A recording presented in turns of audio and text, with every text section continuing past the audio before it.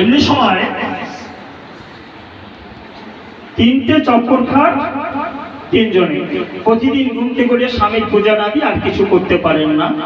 এমনি সময় লক্ষ্মী নারায়ণকে বলছে, প্রভু কে যেন স্বামী স্বামী করে এমন ভাবে ভাবছে যেন এই 64 বেলা জোড়ার মধ্যে এই 36টি দেবতা যেন থরথর করে কাঁপছে। তুমি একটা বার গিয়ে ভগবানের ওই প্রসাদ সেবন করে আসো।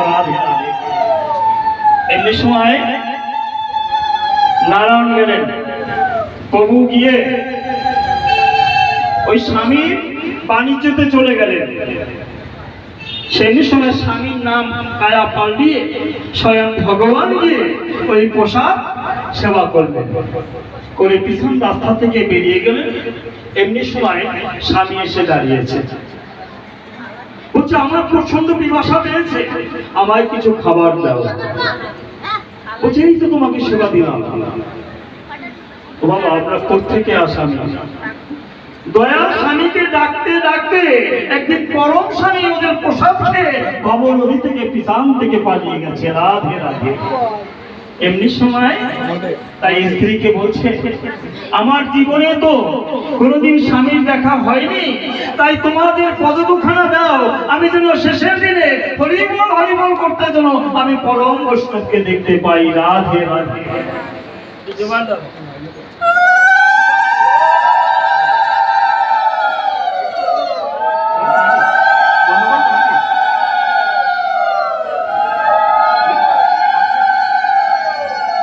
তো এখানে তো সন্ধ্যা আরতি হয়ে আসছে বাবা, পাঠেও যেতে পারলাম না, সময় নেই, আমি বুঝতেও পারিনি যে আমাকে বাবারা এই পাঠের মধ্যে দেবে।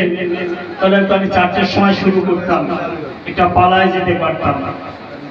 তো দেখো আমরা স্বামী হয়ে আসছি, যে যে মায়েরা আজকে স্বামী হারা হয়েছে, অনেকে ভাবতে পারেন, অনেকে ডেকে ডেকে বলছে ওরে কি পাপ করেছে তাই স্বামী হারা হয়েছে। কোনো সৃষ্টিবিদে নেই। তুমি থাকতে তোমার স্বামী যদি ভবনদী থেকে পার হয়ে যায় তবেই তুমি মুক্তি পাবে। তুমি তোমার স্বামীকে সুন্দরভাবে তরি সাজিয়ে এই কৃষ্ণ নামে ভাবনা ভাবনি করতে করতে শেষের দিনে যদি তোমার স্বামীকে তুমি পার করে দিয়ে যেতে পারো, আর শেষের দিনে যদি তুমি থাকো, এটা ভাগবতে স্পষ্ট তার ব্যাখ্যা দেওয়া আছে, তবেই তুমি ভবনদী পার হতে পারবে। কারণ কি জন্য? কারণ তোমার বয়স এখন 50 বছর। তোমার স্বামীকে রেখে যদি তুমি চলে যাও, সেই দিনে স্বামীর দশা কি হবে? পাশের বাড়িতে গিয়ে যদি একটু বলে, একটু সুন্দর কথা বলে, কৃষ্ণ কথা হরি কথা বলছে, কিন্তু পাশের বাড়ি বউটা বলছে জানো তোর শ্বশুর না দেখা কেমন কেমন যেন কথা বলছে পাশের বাড়ি বউটার সাথে। ছেলে আসার পরে বাড়ির মধ্যে একটা সুন্দর তত্ত্ব তৈরি হয়ে যাবে, সংসার ভাঙ্গার একটা সময় হয়ে যাবে। আর মা তুমি যদি থেকে যাও, তোমার স্বামীকে দেহ মনকে জাগিয়ে কৃষ্ণ ভাবনায় ভাবনিত করে শেষের দিনে যদি তোমার স্বামীকে পার করে দিতে পারো, আর তুমি যদি থেকে যাও, তোমার ওই বৌমা সন্তান যদি কোনো বাজে কথাও বলে, তোমার দুধের টানে 2 দিন 3 দিন বললো, তুমি কাউকে প্রকাশ করবে না, তোমার দেহের কষ্ট তোমার দেহে থাকবে, তবেই তুমি ভবনদী পার হতে পারবে। নিজের হাতে নিজের স্বামীকে এই জগৎ থেকে তুমি ওষুধ খাওয়াও, কিভাবে খেয়ে তুমি ভবনদী পার করে দিচ্ছ। এইটা সবসময়ের জন্য লক্ষ্য রাখবে।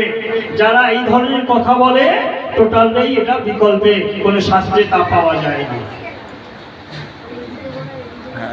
সবসময়ের জন্য স্বামীর আগে যদি তুমি একটা দানা সেবা করো, তোমার স্বামী 41 দিনের আয়ু ফল হবে। স্বামীর যদি জামা যদি তুমি পায়ের উপরে এইভাবে যদি ধোয়া শুরু করো, 81 দিনের আয়ু ক্ষয় হবে। তবে কার স্বামী? তোমার স্বামীকে তুমি ক্ষয় করেছো। সৃষ্টি হয়ে যেতে তাই বলছে, কি বাবা তাই বলছে না কি মা? কারণ আমার স্বামীকে আমি ধরে রাখবো, সেটার দিকে লক্ষ্য রাখতে হবে।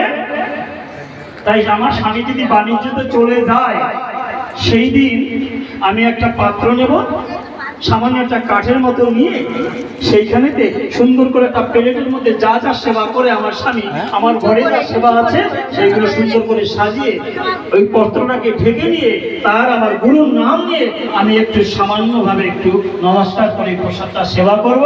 আমার স্বামী 41 দিন করে আয়ু বাড়তে থাকবে রাধে রাধে।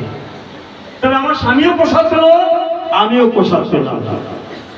যদি সেটা না হয় বাবা, এভাবে আমি 5 বছর 3 মাস 1 বছর 3 মাস কমাইছিলাম ওই অ্যাক্সিডেন্টে, তাহলে এই জগতে আমি আসতাম, আজকে কৃষ্ণ কথা হরি কথা বলতে পারতাম না। আমার যে যিনি উনি আমাকে খুব সুন্দরভাবে জগৎ করে সেই পরম স্বামীর সাধনা করতে করতে, যে আমার স্বামী যদি নদীতেও পড়ে যায়, গলায় তার কণ্ঠিমালা তুলসীমালা আছে, এই তুলসীমালা যদি কণ্ঠিতে কারো মধ্যে থাকে, ওই সাপেও কাটবে না আর কুকুরও মারবে না, জলের মধ্যে পড়ে থাকলো ভেসে থাকবে প্রহ্লাদের মতো। হরি বল হরি। তাই তুলসীর মালা কণ্ঠে রাখবে বাবা সবসময়ের জন্য। গুরু কিরতি, গুরু নিষ্ঠারতি, গুরু হলো পারের স্বামী, একমাত্র গুরুই পারে এই ভবনদী থেকে চিরজীবনের মতো পার করে দিতে। রাধে রাধে। এটার দিকে প্রত্যেকে লক্ষ্য রাখবে। যদি আমি কোনোদিন এখানে আসতে পারি, আমি চেষ্টা করব। আজকে যে সুন্দর আসর দেখলাম, আমার জীবনে খুব সুন্দর ভালো জায়গা পেয়েছি বাবা। তাই মায়েদের বলছি, সব সময়ের জন্য তোমার ওই পরের ঘরে যে মায়ের ঘর থেকে এসেছো, সেই মাকে যেমন দেখো, শাশুড়ি শ্বশুরকে সেইভাবে দেখার চেষ্টা করো, তবেই তুমি ভিড় জগৎ পাবে। এর নিচে মাটি আছে, এর নিচে গয়াগঙ্গা জল আছে, একদিন তোমাকে বুট করবে, হরি হরি বল করে ভবনদীতে পার হয়ে যাবে। সেই আশার দিকে তাকিয়ে চলবে, তবে আর অভাব আসবে না। যদি তোমার বাবা, তুমি দীক্ষা নাওনি, আজকে যদি তোমার বাবা উঠে যায়, না উঠে যায়, বলছে অদীক্ষিত ব্যক্তি মরণের পিছাসে জনম, তোমার বাবাকে উদ্ধার করতে পারবে না। প্রকৃতি যদি একজন ব্রাহ্মণ হয়, সে বলবে ওই 10 দিনের মধ্যে তোমার ওই ছেলেকে অঙ্গি কৃষ্ণ নাম কি হরিনাম যে নামটা তুমি দাও, কর্ণে কৃষ্ণ সুধা নাম দিলে, তারপর তোমার বাবার 10 দিনের কাজ করো। প্রকৃতি ব্রাহ্মণ বলে। আর আমার মতো যদি পেটুক ব্রাহ্মণ হয়, সে কাজ করে বেরিয়ে যাবে, তোমাকে একবারও বলবে না তুই দীক্ষা নিছিস কিনা। গুরুর নাম নিতে কোনো হুঁশ নেই।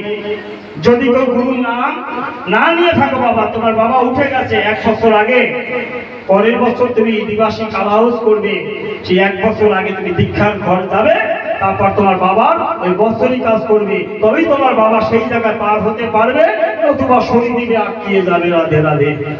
বাবা আর উঠতে পারবে না। তাহলে আমার বাবা মাকে আমার এই ভবনদীতে পার করার জন্য একমাত্রই আমি আমার বাবাকে সুন্দর করে, মাকে এই জগৎ থেকে ভবনদীকে পার করে দেব। আমার বাবা যেন শেষের দিনে গিয়ে এই দেহ মনকে নিয়ে কৃষ্ণ ভাবনায় ভাবৃত করে 11/22 ইঞ্চির মাঝখানে রচিত করে যেন শেষের দিনে হরি বল করে শরীর দিবে যেন পার হইতে পারে। রাধে গুরু রাধে শ্যাম। বাবু